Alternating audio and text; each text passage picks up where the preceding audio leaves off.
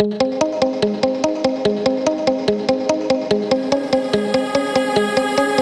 up, perichoresis? Welcome back to the Daily Dance. We are right in the middle of the story of Tamar, the first woman that is mentioned in Jesus' family tree, his genealogy in Matthew chapter 1. So if you don't know the story of Tamar, if you've missed the previous couple days as we've been talking about Tamar, go back, watch the first 2 days talking about Tamar. That's Monday and Tuesday of this week, so that you can catch up. So that today's thought on Tamar, Wednesday, the Wednesday before Christmas, hopefully it will make sense. So here we go. So Judah sends Tamar away, right? Like she's by herself. She has to go home, not taken care of, no honor. The people that should have been there for her in life aren't. And so she feels alone and judged unfairly, like injustice has been done to Tamar. Time goes by and word gets to Tamar that, lo and behold, what do you know? Judah, her father-in-law, is coming to town.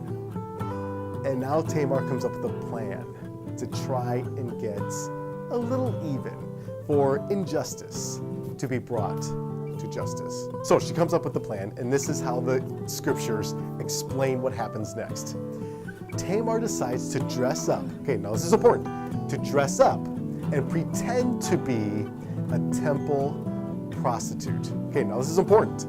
Like, this isn't like Israel and how Israel worships Yahweh, right? The God of the Old Testament and the God of the Hebrews. No. This is like pagan worship. This whole notion of like temple prostitution. And so Tamar decides to dress up and pretend to be a pagan temple, a pagan religious prostitute when she finds out that her father-in-law, Judah, is coming to town. Now this is interesting. Apparently there's something that she knows about her father-in-law that would think if he's away from home, if he's here in this land, then maybe he would be tempted to hang out with a temple prostitute. So this is her plan, to try and get back at her father-in-law. So she dresses up as a temple prostitute. Sure enough, Judah shows up. Judah asks for her services. Pretty sure you can figure out what that means. So, as far as Judah knows, he's far away from home. He goes to this town, he sees a temple prostitute, and decides to ask for the temple prostitute's service. But as he goes up and engages in the conversation with the temple prostitute, the prostitute asks him, well, I need some payment. And Judah doesn't have payment. And so he promises the prostitute, listen, I will give you a baby goat. Okay, this is going to be the payment for your service. Now, the temple prostitute says, listen, how do I know that you're actually going to like pay up? Because apparently at the time when Judah's asking for the service of the temple prostitute, he doesn't have a goat like on him. So the temple prostitute asks for some collateral. Like, I need something that will ensure me that you will pay up in exchange for my service. And so Judah gives him his ring and his staff and says, here, this is proof, this is collateral. I'll give this to you, you can hold on to it until I send you the payment, the goat. And then when you do receive the goat, just go ahead and send my ring and my staff back. And so the temple prostitute agrees and says, okay, sure, I'll take it. The exchange happens. The deed goes down between the temple prostitute and Judah gets up and he leaves and doesn't really think much more about it.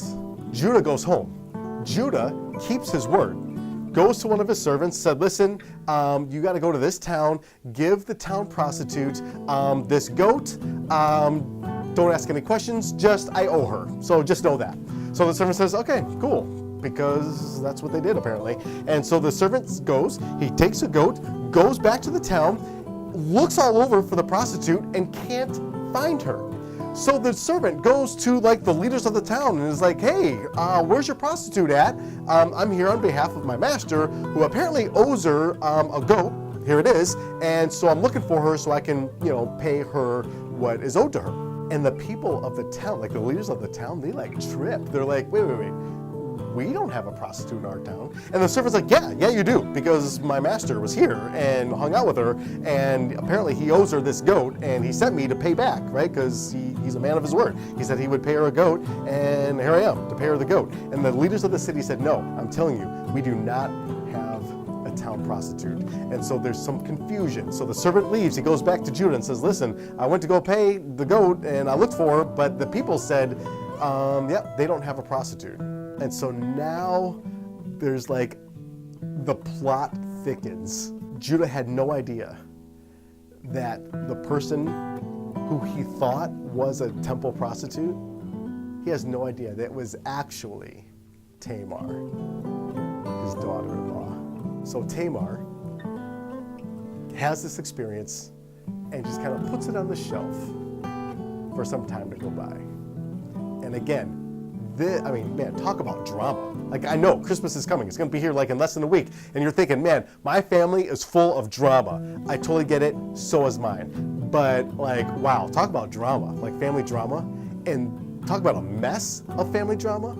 And this is the mess of a family that God chose to join. So if your family is full of drama, if your family drama is just messy and crazy and full of lies and deceit and weird stuff, Jesus identifies with that.